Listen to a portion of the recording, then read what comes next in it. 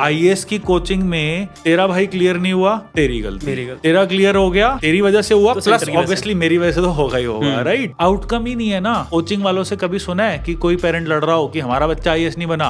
हंसेंगे कि भाई तेरा बच्चा आईएएस नहीं बना तो पढ़ा नहीं होगा ना। इसी कोचिंग सेंटर ने 4 लड़के निकाले, वो कैसे बन गए? वो बोलते हैं इसी क्लास में तो बच्चा, ये 4 लड़के बैठे थे और इसी क्लास में आपका निकम्मा बच्चा भी बैठा था, वो पढ़ रहे थे, आपका बच्चा गांजा फूक रहा था।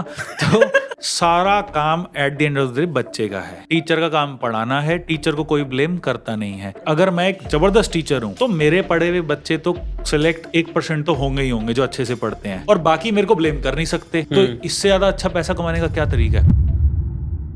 तो भाई अगर आप अपना फोन उठाओगे ना तो 10 घंटे आपको टाइम पास करा ही देगा।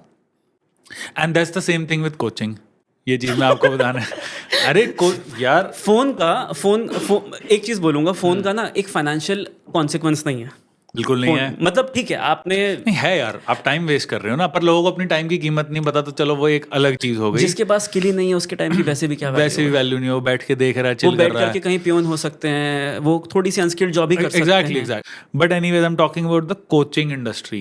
ये भाई एक ऐसा टाइम वेस्ट है जिसमें आपके घर वाले आपको रिवॉर्ड देते हैं कि हमारा बच्चा पढ़ रहा है। कोचिंग इंडस्ट्री के अगेंस्ट मैं इतनी चीजें बोल सकता हूँ ना। और भाई मैं अपने कोर्स नहीं बेच रहा, मैं अपने कोर्स बेच ही उसको पाऊंगा जो मैकेनिकल फील्ड में हो या इंजीनियर हो। बीकॉम वाले का मेरा कोई मतलब नहीं है। तो जो मैं बोल रहा हूँ अपनी गीता पे हाथ रख के बोल रहा हूँ, दैट इतना बड़ा नशा है। नहीं ठीक है, वर्चुअली मैं रख रहा हूँ, अपने मन से रख के बोल रहा हूँ, ठीक है। तो कोचिंग के अगेंस्ट मैं इतनी चीज़ें बोल सकता हूँ ना। एंड कोचिंग वाले इतना कमा रहे हैं, इतना पैसा कमा रहे हैं, so easy to make money. इनके वैल्यूएशंस भाई 20-20 हजार करोड़ की वैल्यूएशन है। आई टेल यू व्हाई, मैं बताता हूँ मेरा काम कितना मुश्किल है वर्सेस कोचिंग इंडस्ट्री का कितना आसान है। I tell you why. मैं कोर्स के लिए बुला रहा हूँ कि मैं तुम्हें नौकरी दूंगा, और नौकरी लगवाने से ज्यादा मुश्किल काम क्या ही होगा? शादी।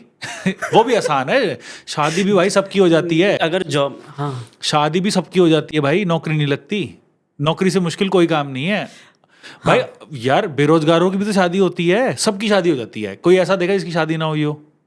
आप सोचो, सबकी हो जाती है शादी। एवरीवन गेट्स मैरिड, ठीक है। इंडिया में यही तो सबसे बड़ी फैसिलिटी है अरेंज मैरिज की। कुछ ना किया हो, शादी तो घर वाले करा ही देंगे, राइट? करेक्ट। शादी से ज्यादा मुश्किल है नौकरी लगना, बिकॉज नौकरी के लिए स्किल्स भी देनी पड़ेगी, इंटरव्यू के लिए कनेक्ट भी कराना पड़ेगा, इंटरव्यू क्लियर भी कराना पड़ेगा, और नौकरी चली गई तो फिर उसको फिर से कराना पड़ेगा।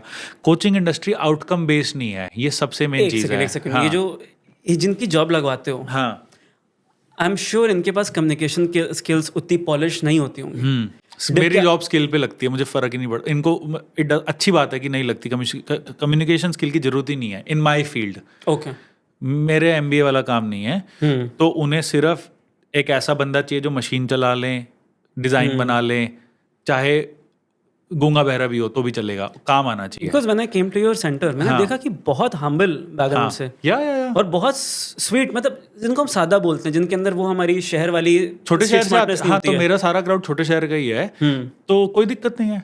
वो उनको सिर्फ स्किल से मतलब है। देखो, अगर उसकी कम्युनिकेशन स्किल अच्छी है तो ऑब्वियसली उसकी बेटर सैलरी लगेगी, बट ना भी हो तो मैं कुछ ना कुछ करके लगवा ही दूंगा, क्योंकि इंटरव्यूज बहुत सारे होते रहते हैं तो लग जाती है। और मेरा काम नौकरी लगवाना नहीं है, इंटरव्यू करवाना है। इंटरव्यूज के चांसेस सबको मिलते हैं भाई। अब मैं कैसे लगवा सकता हूँ? इंटरव्यू थोड़ी क्लियर करूंगा। हाँ भाई, वो 5 इंटरव्यू में बिठाओ, 5 में गाली देते तुम। हाँ एग्जैक्टली, थप्पड़ मार के आ जाए इंटरव्यू वालों को। वो तो ऑब्वियसली उसी को क्लियर करना है ना भाई। सर्वर तो करेगा ना। अब एक लड़का फटी जीन्स पहन के आ गया था तो रिजेक्ट ही होगा भाई फिर तो तू, राइट? तो चलो, बट मेरा काम जो है वो आउटकम बेस्ड है, क्योंकि मैं अपस्किलिंग का काम कर रहा हूँ। सबसे मुश्किल काम है, एक्सपैंडेबल है। एक्चुअली बच्चे लाना सबसे आसान है। अगर मैं बोल दूं 100% जॉब है तो मैं तो हजारों बच्चे ला सकता हूँ। लगवाऊंगा कैसे? I can not put them all into jobs. But अगर मैं IAS की कोचिंग खोल के बैठा हूँ तो IAS की कोचिंग में तेरा भाई क्लियर नहीं हुआ, तेरी गलती, हाँ। तेरा क्लियर हो गया तो तेरी वजह से हुआ, प्लस ऑब्वियसली मेरी वजह से तो होगा ही होगा, राइट? आउटकम ही नहीं है ना। कोचिंग वालों से कभी सुना है कि कोई पेरेंट लड़ रहा हो कि हमारा बच्चा IAS नहीं बना? हंसेंगे कि भाई तेरा बच्चा आईएएस नहीं बना तो पढ़ा नहीं होगा ना।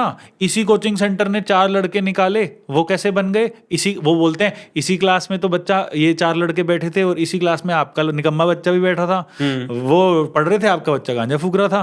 तो या आई मीन मतलब ऑब्वियसली दैट मेक्स सेंस। भाई वो अनुभव सिंह जो बस्सी की यूपीएससी वाली वीडियो के अंदर इतने व्यूज इसलिए आए क्योंकि आधे लोगों ने यूपीएससी का अटेम्प्ट दे रखा है। एंड इट वाज राइट जो वो कह रहा था। क्या होता है कि कोचिंग इंडस्ट्री में आउटकम है नहीं। मैं आईआईटी की कोचिंग दे रहा हूँ तो एक्सपैंडेबल देखो कितना है मेरा बिजनेस। सबसे पहली बात, मेरे बिजनेस में मशीनें लग रही है, कंप्यूटर्स लग रहे हैं, सॉफ्टवेयर लाइसेंसेस लग रहे हैं, केपेक्स भयानक केपेक्स है। उनके बिजनेस में क्या चाहिए? एक ब्लैक बोर्ड, एक कैमरा, पूरे इंडिया के बच्चों को लिंक भेजना है, एक ऐप होगी, पढ़ाता जाएगा लोगों को। आप आईआईटी की कोचिंग दे रहे हो, आप बैंक की कोचिंग दे रहे हो, आप यूपीएससी कोचिंग दे रहे हो, सारा काम at the end of the day बच्चे का है। टीचर का काम पढ़ाना है, टीचर को कोई ब्लेम करता नहीं है।